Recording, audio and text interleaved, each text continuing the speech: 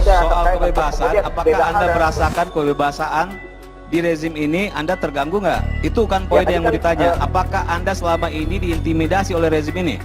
Itu yang mau ditanya. Karena Anda membandingkan dengan rezim di sebelumnya, rezim Orde Baru. Anak-anak ini nggak punya ilmu, saya bilang turunnya. Makanya saya bilang Anda itu berkeseleo, tapi Anda itu memang tidak memiliki dasar, tidak memiliki ilmu sama sekali. Anda, saya mau tanya, apakah Anda di rezim ini, ya, Anda tidak, kebebasan Anda di rezim ini dikebiri nggak selama ini? Skakmat Ketua BEM SI, Teddy Gusnaidi, Anda tidak punya ilmu, ditulis dari berbagai sumber. Sebelum kita lanjut, jangan lupa subscribe dan nyalakan loncengnya agar Anda menjadi yang pertama mendapatkan informasi dari jurnal terupdate. Sebuah video yang memperlihatkan pegiat media sosial Teddy Gusnaidi, Skakmat Ketua BEM SI Kaharudin, yang membandingkan rezim Orde Baru dengan pemerintahan Jokowi saat ini viral di media sosial. Video Teddy Gusnaidi, Skakmat Ketua BEM SI itu viral usai diunggah pengguna Twitter @speedtrap_ seperti dilihat pada Rabu 20 April 2022. Dalam narasi cuitannya, netizen itu melontarkan sindiran terhadap Kaharudin yang menyebut level ilmu Ketua BEM SI itu setingkat Rocky Gerung. Kaharudin level ilmunya setingkat Mr. Fiksi Rocky Gerung, pantesan Ted Gus tidak bisa mengimbanginya, tweet netizen @speedtrap_. Dilihat dari video itu, tampak Ketua BEM SI Kaharudin tengah berdebat dengan Teddy Gusnaidi dalam sebuah program tayangan televisi.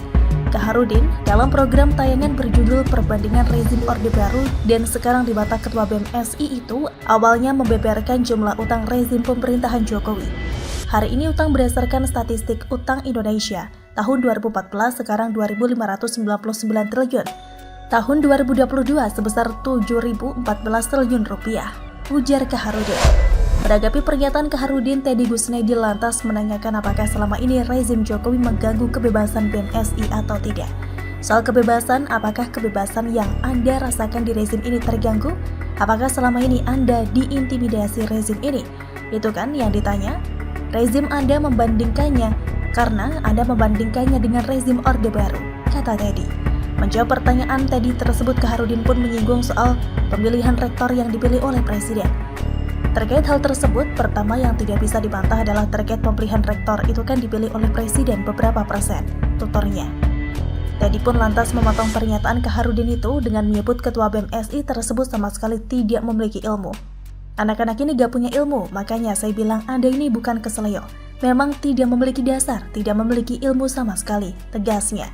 Ia pun kembali menanyakan ulang kepada Kaharudin apakah kebebasan BEM SI selama ini diintimidasi oleh Jokowi atau tidak. Anda, saya mau tanya, apakah ada di rezim ini kebebasan Anda dikebiri? Tanya Teddy kepada Kaharudin. Setelah tidak bisa menjawab pertanyaan Teddy Gusnaidi itu, Ketua BEM SI itu pun lantas mengaku sama sekali tidak berniat membedakan antara rezim Orde Baru dengan rezim Jokowi. Kita tidak membedakan antara Orde Baru dengan Orde sekarang. Tetapi hari ini kami ingin menyampaikan jangan sampai kita mundur di era-era sebelumnya, ujarnya.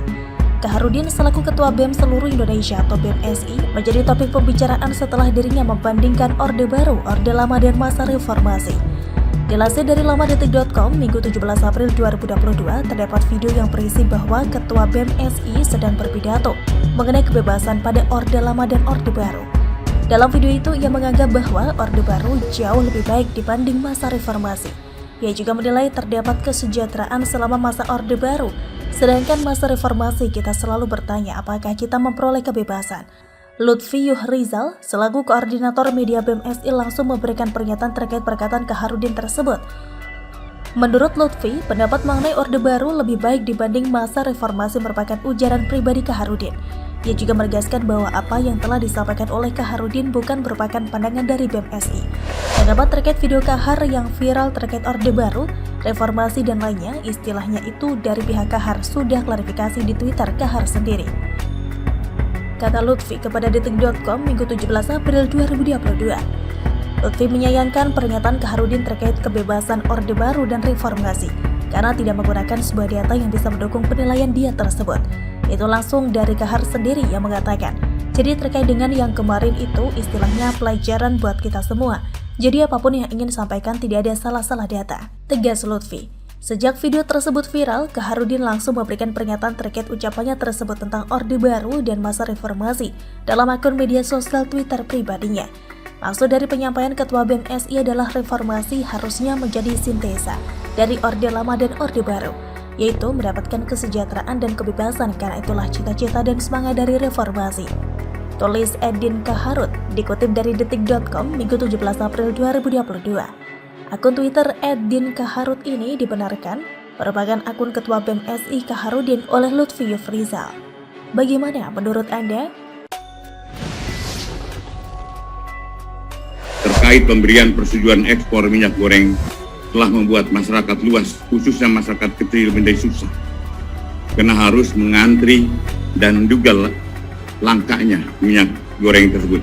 Dalam kondisi kelangkaan minyak goreng yang menyulitkan masyarakat, negara harus hadir. Ini adalah langkah hadirnya negara untuk mengatasi dan membuat terang apa sebenarnya yang terjadi tentang kelangkaan minyak goreng ini.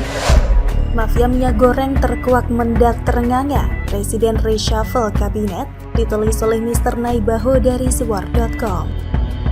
Sebelum kita lanjut, jangan lupa subscribe dan nyalakan loncengnya agar Anda menjadi yang pertama mendapatkan informasi dari jurnal terupdate. Masih segar tentunya diingatan kita bagaimana berapi-apinya seorang Menteri Perdagangan Muhammad Lutfi untuk berjanji mengungkap ke publik siapa mafia minyak goreng yang mengakibatkan harga minyak goreng melambung tinggi dan langka di pasaran. Walau agak telat sebulan, akhirnya janji itu terpenuhi dan dalang atau pelaku yang dijanjikan mendak itu tidak jauh-jauh dari lingkaran kementerian yang dia pimpin.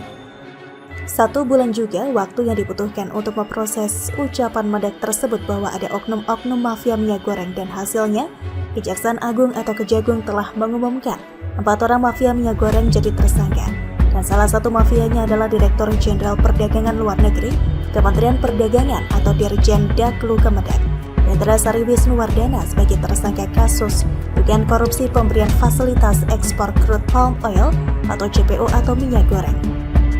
Dia dijerat bersama dengan 3 orang lain dari pihak swasta, adalah Senior Manager Corporate Affair PT Permata Hijau Group, Stanley M.A., General Manager PT Musimas, Togar Sitanggang, dan Komisaris Wilmar Nabati Indonesia, Perlindungan Tumangor. Terbongkar sudah bagaimana permainan ngeri, permainan tingkat dewa yang dimainkan oleh oknum-oknum ini yang membuat masyarakat menderita dengan melambung tingginya harga minyak goreng hingga menyebabkan kelangkaan minyak goreng di pasaran. Permainan mengerikan itu adalah kong kali kong atau terjalannya persekongkolan antara mafia yang melibatkan Dirjen Kemendak Luar Negeri, di mana pejabat Dirjen Perdagangan Luar Negeri Indra Sari Wisnuwardana menerbitkan persetujuan ekspor CPO dan produk turunannya. Persetujuan itu diberikan kepada Permata Hijau Group, Wilmar Nabati Indonesia, PT Multimas Nabati Asahan, dan PT Musimas. Padahal saat minyak goreng langka dan tinggi pada akhir tahun 2021, Kemendak menetapkan kebijakan Domestic Market Obligation atau DMO, atau DMO, Domestic Price Obligation atau DPO, serta harga eceran tertinggi atau HET. Namun ternyata aturan itu tidak berjalan semestinya. Perusahaan CPO di atas tidak memenuhi ketentuan DMO untuk dalam negeri sebesar 20% dan menjualnya sesuai harga DPO. Akibat pemufakatan jahat antara Dijen Kemendak Luar Negeri yang diwakili oleh Indra Sari Wisnuwardana dan pihak pengusaha, mengakibatkan rakyat dari Sabang sampai Merauke merasakan kelangkaan minyak goreng, dan melambungnya harga minyak goreng mengakibatkan rakyat menderita tiada tara. Harga kerupuk naik 100%, gorengan juga naik 75%, dan semua jenis gorengan naik, itu semua gara-gara minyak goreng naik 100%. Kenaikan harga minyak goreng memicu inflasi tinggi, hampir semua barang kebutuhan pokok merangkak naik, dan sekali lagi rakyat yang menjadi sasaran penderitaan. Lagi-lagi imbas dari pemufakatan jahat dari para pengusaha dengan pemerintah yang diwakili oleh IWW, membuat rakyat menderita akibat kelangkaan minyak goreng serta melambungnya harga minyak goreng. Jelasnya, terbongkarnya mafia minyak goreng ini jadi tamparan keras bagi Kementerian Perdagangan, karena Mendak selama ini keluar-keluar mafia minyak goreng. Mafia yang dimaksud dalangnya ada di kementerian yang dia pimpin. Ibarat nih, orang teriak maling, tapi malingnya itu serumah dengan orang yang teriak maling. Jadi belum tentu maling teriak maling, karena Menteri Muhammad Lutfi tidak mengetahui secara detail tipe-tipe atau sifat para bawahannya. Apalagi mungkin lingkup ruang kerja Menteri Perdagangan luas sehingga Muhammad Lutfi tidak memeriksa detail semua bawahannya. Jadi si asumsi biarlah fakta yang akan berbicara. Karena pastinya IWW ketika ditanya di persidangan pasti akan buka suara siapa saja aktor-aktor lain di Kementerian Perdagangan yang bermain. Karena namanya mafia pasti punya jaringan luas, apalagi oknum IWW masih baru menjabat. Dari penelusuran penulis, Indra Sari Wisnuwardana baru saja dilantik jadi Direktur Jenderal Perdagangan Luar Negeri Kementerian Perdagangan atau Dirjen PLN Kemendak pada tanggal 20 Desember 2021. Namun sebelumnya IWW menjabat sebagai PLT, Kepala Badan Pengawas Perdagangan Berjangka dan Komoditi atau Bapepti. Jadi mungkin dia ini sudah kenyang pengalaman dan tahu seluk-beluk di Kementerian Perdagangan. Namun apakah kesalahan murni dilemparkan ke IWW seorang? Tentu tidak. Atasan IWW harus punya tanggung jawab juga karena akibat perbuatan anak buahnya. Presiden Jokowi sampai harus muter-muter cari formula yang baik dan benar untuk menolong rakyat akibat pemufakatan jahat bawahan dari Kementerian Perdagangan Muhammad Lutfi. Jadi ketika Presiden Jokowi sampai marah-marah akibat kenaikan harga dan kelangkaan minyak goreng di pasaran, hingga jadi gorengan para politikus busuk dengan melibatkan mahasiswa dongok yang mau dijadikan alat politik sewaan dengan julukan mahasewa, maka sekali lagi penulis sarankan yang di demo itu oknum bukan pemerintahan. Sebab Presiden Jokowi jungkir balik memikirkan solusi mengatasi kenaikan harga minyak goreng dan kelangkaan di pasaran. Beliau terus berusaha sampai-sampai melakukan rapat terbatas atau ratas kabinet diadakan hanya untuk membahas solusi permasalahan minyak goreng. Beliau membuat kebijakan meluncurkan subsidi minyak goreng curah, namun ternyata di lapangan subsidi itu dimainkan dan dicurangi. Banyak pemain kecil-kecilan hingga pemain menengah ikut bermafia ria terkait subsidi minyak goreng. Akibatnya Presiden Jokowi dibuat terhuyung-huyung dan pusing 7 keliling. Pada akhirnya penulis masuk ke dalam satu kesimpulan. Walau kesimpulan ini bisa dibantah dengan mudah, tidak mengapa yang pasti dengan terkuaknya siapa aktor mafia minyak goreng dari lingkaran Kementerian Perdagangan sendiri telah membuktikan bahwa kemarahan dan kerja keras Presiden Jokowi telah membuahkan hasil, di mana Dirjen IWW yang baru menjabat beberapa bulan semenjak September 2021 adalah dalam mafia minyak goreng itu sendiri. Tentu saja tanggung jawab harus dibebankan kepada Menteri Perdagangan Muhammad Lutfi yang tidak bisa memantau kinerja anak buahnya. Apalagi M. Lutfi harusnya orang paling bertanggung jawab atas kasus ini karena menutup mata atas rekam jejak IWW yang pernah dipanggil KPK sebagai saksi kasus impor bawang putih. Namun Lutfi masih membiarkan IWW duduk empuk di kursi dirjen.